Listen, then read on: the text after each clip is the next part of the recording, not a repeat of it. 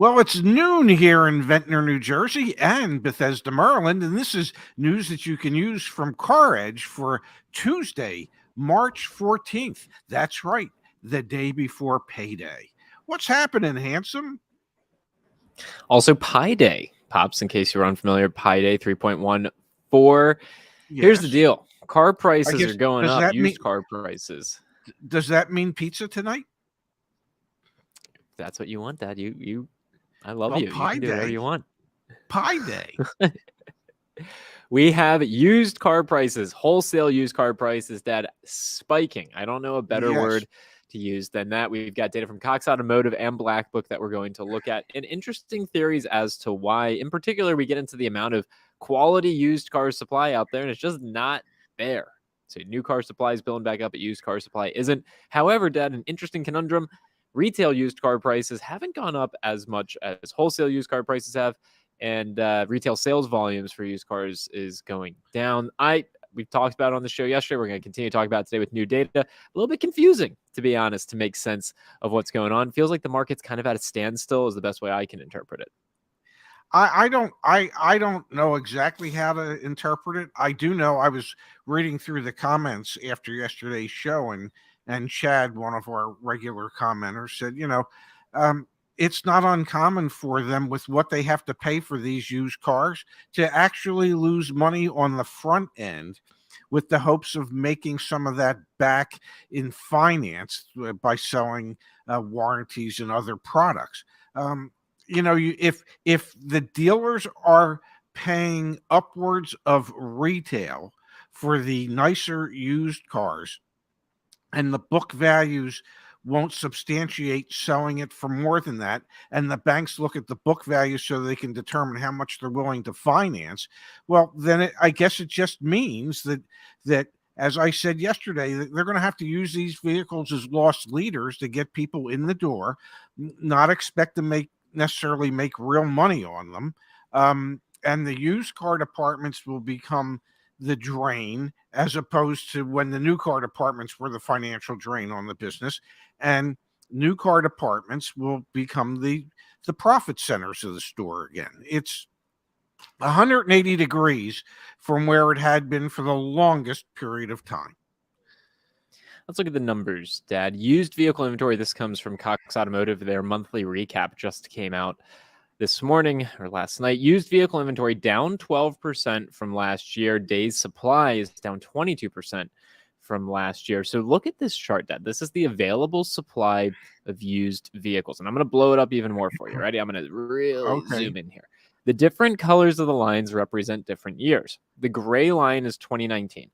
So you can look at this time in 2019, there were about, we'll call it, let's just round up, folks, 3 million used cars in inventory for sale in the United States. In 2020, there were about 3 million, a little bit less than that. In 2021, obviously, is when we were down under 2.6 million.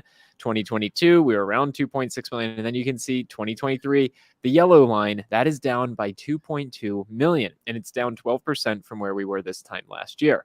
So this is the supply or inventory of used cars. A couple questions got to come to mind when you're looking at this. The first one being, what the heck happened in, let me scroll down just a little bit.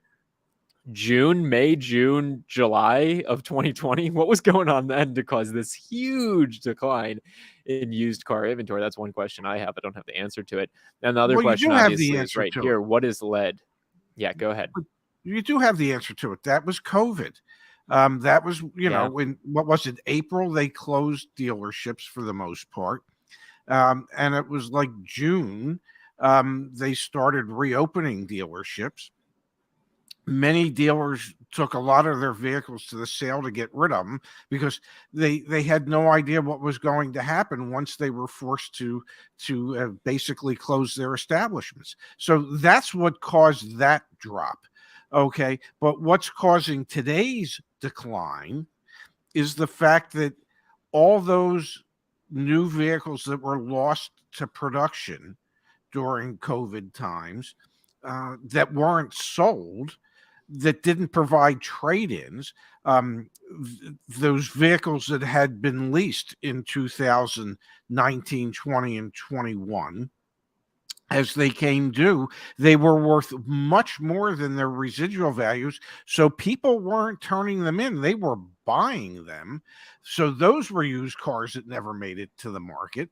And so the conundrum is that we are faced with a shortage of quality used cars, causing the dealers at wholesale auctions to pay retail and above to get them. It's the only good thing is that there has yet to be a commensurate spike on the retail side of things. Okay, with the spike on the wholesale side. And the reason for that is the books are lagging so far behind that the banks won't lend what it would take for dealers to really be able to make a profit when they're paying retail for these cars. Do you think it's book values or do you think it's banks tightening on what they're willing to lend against? Because you can see here used vehicle list price. This Yes. data only goes through, let's see here, through beginning of February. So really through January. Used vehicle list prices, January, were down 4% on the retail side. So we have inventory shortage. We have, if we scroll back up here, I can pull it up really quickly. We have sales actually up 13% year over year through Hmm. January. But retail prices, this doesn't make any sense. Retail prices are actually down 4%. A couple factors to think about here, Dad. One is obviously, is supply going to get any better? That's the first question because that dictates Yes. everything. The other question then is why are retail prices down? Is it because banks are not willing to loan against these crazy inflated values? I believe that's part of it. I believe another part of it is the banks have tightened their lending guidelines, and they have been for like the last 2 or 3 months. As you know, they've been setting aside much larger amounts of money for loan loss prevention Provisions, yeah. um, provisions.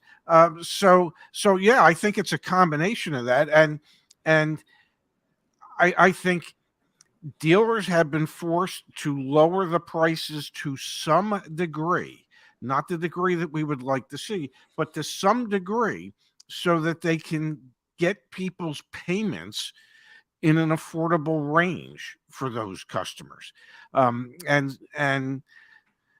that means you have to drop the price because the loan term keeps going longer, the interest rates keep getting higher.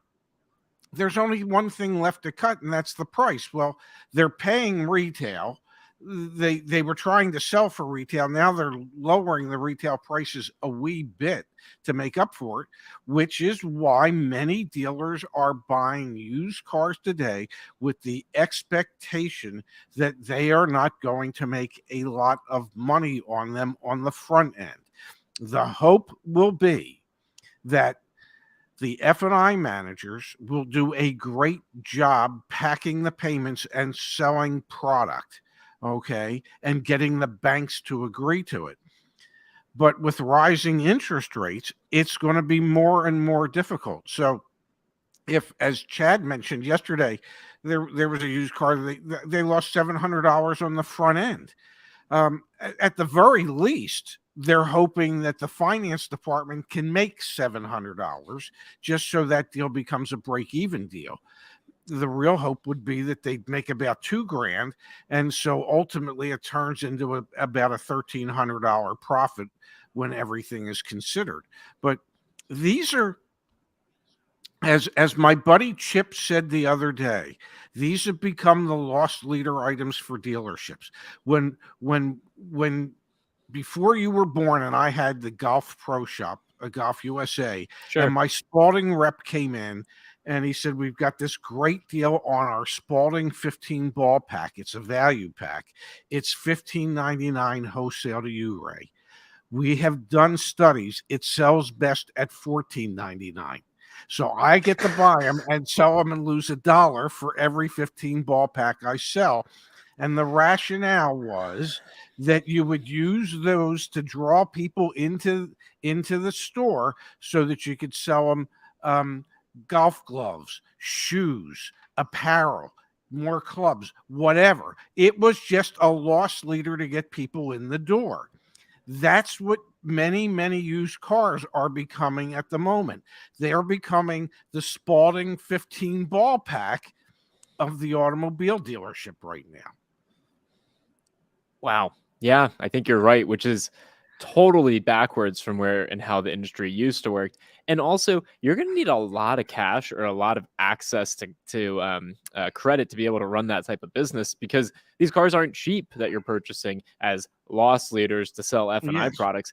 This is what I think is a textbook headwind. This is a bad moment to be in this business. It is more challenging and more complex to make money as a car dealer than ever before. And I think you'll continue to see things like Carvana's earnings struggle, CarMax earnings struggle. Because if we're reading these reports right, and we can look at the sales rate in the Black Book data, it was up to 52%.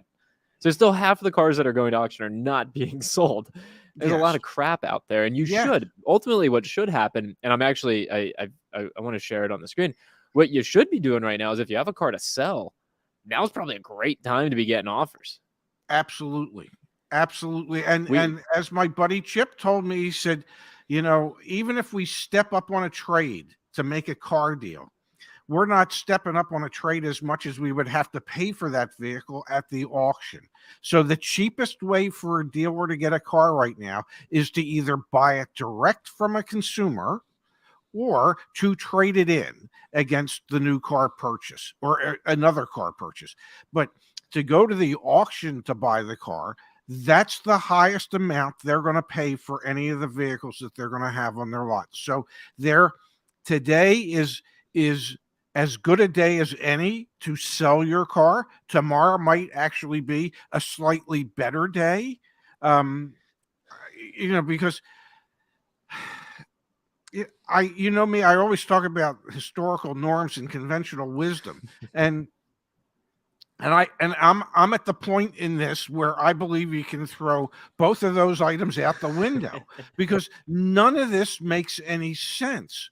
At least not to somebody with 40 plus years of experience in the car well business. the thing that doesn't make sense to me, Dad, I understand there's a lack of quality used cars. We can see that in the data, so that would Yes, inherently drive prices up. The thing is, yes, you've got so much headwind against consumers being willing to pay those elevated prices, and you are seeing that in the fact that retail prices haven't gone up as much. So dealers are now the ones, and those banks that are floor planning those dealers are the ones that are really taking on the risk of, well, hopefully we can sell this car relatively quickly so we're not paying a ton of floor plan expense, take a little bit of a loss or not make a bunch of money on it, and just sell a bunch of F&I products to make it worthwhile. That's not a sustainable business model, and that's what leads me to believe that eventually, I'm going to call it a bubble, this bubble will burst again and you will see prices come down. I tend to disagree with you about it being a sustainable business model. It has been sustainable for years and years and years when it was the reverse. When the new car department was the loss leader of a dealership and the used car department was the profit center. Right now, the new car department is the profit center. So it's just reversed. But it is still and in most dealerships, they sell perhaps two new cars for every one used car. So if new car prices are high and the profits are still there on the new car side and they're selling two to one, it can still be a sustainable, profitable business. It is just much more difficult on the used car side of things, um, especially if you are an independent used car dealer. For them, it might not be as sustainable, but a new car franchise dealership at least has new cars to fall back on. Yeah. It's crazy. If you're gonna sell a car, now's not a bad time to be doing it. We are seeing what we saw during the COVID pandemic, part two. I don't think it lasts for 18 months like it did last time when used car prices were going up. But we've got the caredge.com/sell price comparison. Jason used it before he sold his RAV4. Now's not a bad time to sell. Now's not a bad time to sell. Keep tracking those values. I honestly would be tracking my value every single day. I'd be seeing if the offers go up because they should be going up here. Even though those businesses like Carvana and CarMax have struggled, their offers are going to have to go up because they're better than buying it at the auction. That's for sure. And check your Yes. black book values too. Obviously, we have those. Now, Dad, we've got a couple questions that have come through in the chat, and we've got a couple other stories. Greg says, question, how long until the companies can continue to lay off just to stop production, just to keep prices up? This is an interesting dynamic on the new car side, because if I pull it up on the screen, we talked about it yesterday, New vehicle inventory, I know that's Yeah. small, folks, but let me zoom in. New vehicle inventory is actually up 71% year over year. Now, the fascinating thing, and the thing I really enjoy about this chart that Cox Automotive put out, 2021, that was where we had the most recent normal. Okay. New car inventories were a little bit above 2.5 million. And then obviously they went down. And then last year, Redline, they built back up, especially during the end of the year. So anyone who gets on our case about why were you guys saying good year end car deals? Because look at that. New vehicle Yes. inventory shot up relative to where it had been. The slope of this line is still going up slowly, but it is still going up. And we see that in particular when we look at certain brands. So for example, here, let me scroll up. Let me scroll down. My apologies. Inventory broken down by manufacturer. If you are looking for a Honda, Toyota, Porsche, Lexus, Kia, Land Rover, BMW, Subaru, Hyundai, that is all well below. They have less inventory than their peers. If you're on the other end of the spectrum, for example, Jeep, Volvo, Buick, Chrysler, Dodge, Infiniti, Ram, etc., even Ford up here, those manufacturers do have a lot of inventory. So back to Craig's question, Dad, with all that as the framework, how long can those companies get away with just, you know what, we're going to stop production of Chevy Silverados and others because, we want to try and maintain inventory levels? How long can they do that before they just have to lower prices? Well, I'm not sure, but also if you look in that chart, it shows that retail sales are down. Okay, and the seasonally adjusted total dropped from, I think, what was it, 14.9 to 13.7 million Yep. in February. So retail sales are definitely down. Fleet sales are up, but customer retail sales are down. So inventories are building up. Manufacturers are trying to slow down production of some models to counteract the inventories building up because they have all decided it is no longer in their best interest to have 3+ million new cars in dealer inventory on a monthly basis any longer. They want to keep that number somewhere closer to 2 million.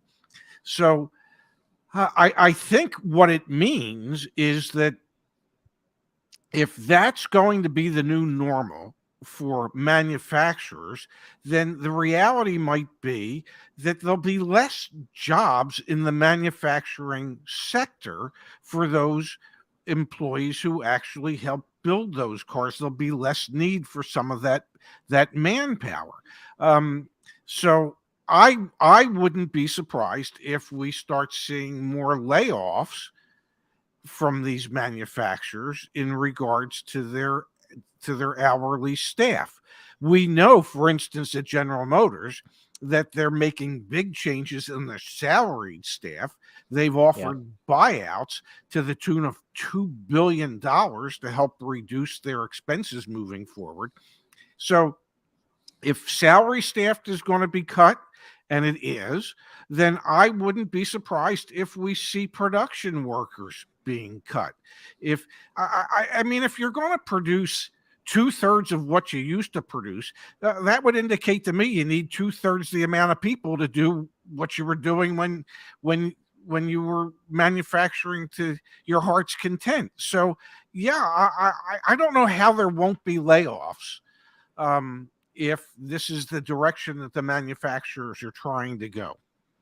And if it is the direction they're trying to go, some are executing that strategy better than others. For example, Honda hasn't drastically improved supply conditions, although they've tried supposedly, versus a Ram, a GM, a Ford. They have drastically improved supply conditions, and now they're kind of walking that back. And I agree with you. If their ambition, and one of the interesting things when you look at the chart, let me pull it back up on the screen. One of the interesting things when you look at new vehicle inventory, Dad, let's take a peek at this, is you can see what the trends were, right? Like look at this. The gray line is 2019. Okay, so the trend was already to reduce available supply because the gray line is 2019. Automakers used to have almost 4 million new cars in inventory than what was going on in 2020. I mean, not that there was a precipitous drop, but even before the pandemic, that inventories were still down a little bit relative to where they were in 2019. Then obviously pandemic, and then we have 2021, 2022, and here where we are at 2023. I guess my point being the trend was already happening. We already saw in 2020 pre-pandemic that inventory levels were not nearly as high as they had been in 2019. And so automakers they've been thinking about this for a long time. Now they just have the reason, or they have the justification to go all in on contracting supply and increasing prices. However, in the meantime, we are seeing incentives start to go up. We are seeing inventory start to build up a little bit. So the strategy may have backfired a little bit by some of their commitment to always be producing as many vehicles as possible. And I think hopefully we'll continue to see incentives go up to a degree. But I think I said it yesterday. If it's a $75,000 vehicle and there's a $4,000 incentive, you're still paying $71,000 for it. That still is not affordable for the vast majority of people out there. 100%. So you would think at a certain point, and Honda has said that they're about to start doing it, manufacturers are going to have to look at bringing back some of the less expensive vehicles, those that have a smaller profit margin for the manufacturer. In the meantime, they still have to continue making a boatload of money off these ICE vehicles so they can underwrite their EV business moving forward.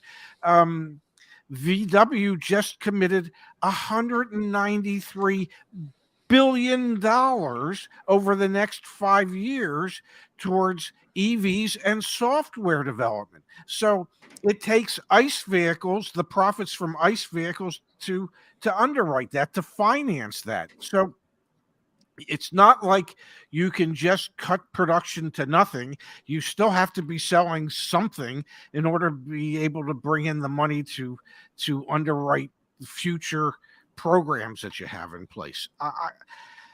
I think, and it's more of a hope than a think. I hope that manufacturers see the light and start producing some more affordable vehicles than they have been. They have ridden the wave of limited chip supply, so we're going to build the highest profit margin vehicles we can, to where there seems to be a somewhat adequate chip supply, especially for the amount of demand that there is, that they can now effectively afford to start producing the lower profit margin vehicles. Another thing I saw today, and I sent it to you, is General Motors has decided that they're no longer going to force people. Hey, that was going to be really, you got to be kidding me. Come on, man. Okay, well then I won't say it. But my point is that they're trying to figure out, really, you got to be kidding me. Their point is they're trying to figure out ways to reduce the asking price of their vehicles, because they know that they've pushed the limit to its max, and so they have to start coming back from those high priced vehicles and start producing more affordable vehicles, if there is such a thing anymore. So let's take a peek at that, Pops. Yeah, you're right. If you remember, we called out GM because they added a forced subscription, a 3-year subscription to OnStar on all Buick and GMC vehicles.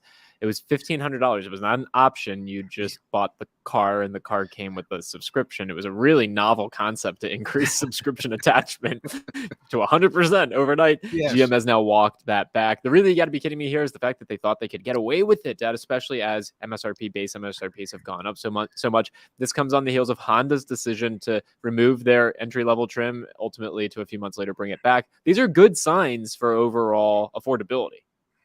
Well, because it shouldn't. You should be able to see some of this stuff with your eyes closed if you're a manufacturer. I mean, at a certain point, you have to realize that you've priced way too many people out of the market for your new cars, and there is more competition today than ever, and especially the competition that is. That they're facing from Tesla, on the EV side of things. And trust me, these manufacturers need to sell ICE vehicles to underwrite their future plans. So you can't stop selling cars. And if it means you have to stop producing just the high end stuff and start producing affordable stuff, that's what they're going to do because they're going to need that income. It's and we see the this the sales volumes are not trending in the right direction, No, especially on the no. retail side of things for new cars. Um, and it's only going to get worse because interest rates continue to go up, so payments continue to go up. Uh, so yes, my hope is that the manufacturers, even while they were asleep, saw the writing on the walls with their eyes closed. That it's time to go back to producing some more vehicles that the vast majority of Americans can buy. CarEdge Electric going on in 20 minutes. Have an interesting conversation. Pops and Justice today. Just search in the YouTube bar, CarEdge Electric. I want to let everyone know because I'm seeing a lot of comments like, oh, I wish I'd bought a car years ago. It's not fun anymore. Success Stories channel at caredge.com/community. Here's Eric. Patience has its rewards. Hadn't purchased a car since 2010, 68 years old. With Ray and Zach's voices ringing in my head, I told him I appreciated the offer, but no thanks. I wrote them a check for my $5,000. I saved over $10,000. All right. So there are great success stories that you can read and refer to back on the community forum. $2,500 off of MSRP here from Siraj on a VW ID4.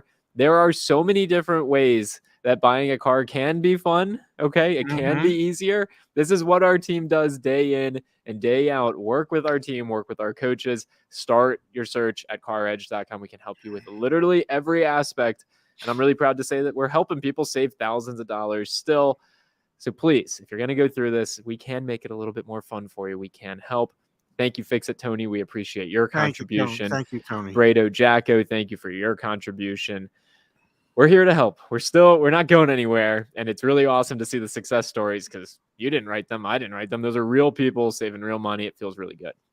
No, actually, there's a success story in there from one of my buddies, James, who just recently purchased a Subaru Ascent in Florida, trading in his Hyundai Santa Fe Calligraphy. And James and I had been going back and forth via email. And actually, I sent him some information today about the Ascent being one of only 4 vehicles in the mid-size SUV category to get a good rating for the passenger safety. So, yes, there's deals to be had. It just takes a little bit of work. Yeah, it really, really does. Hey, Pops, you got a show. Yeah. Go get prepped. Charge that battery. Maybe do a little bit of makeup, a little touch up. I will see you back here tomorrow at what time? I believe noon Eastern, 9 Pacific. Yeah, it sounds good. Do I have to do a dance for a fly, jumper fly? Because we got a super sticker. Yeah. Go for it, Pops. There you go. Yeah, buddy. We'll see y'all back here tomorrow, Dad. Have a great day. Enjoy CarEdge Electric. Can't wait to watch.